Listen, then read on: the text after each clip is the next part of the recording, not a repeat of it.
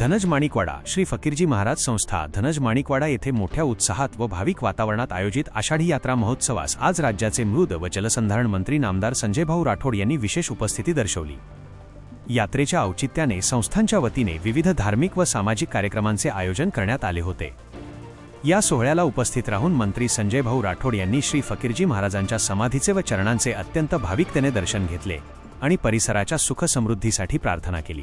दर्शन सोहळ्यानंतर त्यांनी यात्रोत्सवाच्या मुख्य आकर्षण ठरलेल्या काल्याच्या कीर्तनाला उपस्थिती लावून कीर्तन श्रवणाचा आनंद घेतला।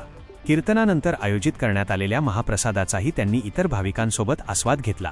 या प्रसंगी श्री फकीरजी महाराज संस्थांचे सर्व विश्वस्त, स्थानिक लोकप्रतिनिधी, प्रशासकीय अधिकारी, राजकीय व सामाजिक क्षेत्रातील मान्यवर आणि परिसरातील हजारो भाविक भक्त मोठ्या संख्येने उपस्थित होते।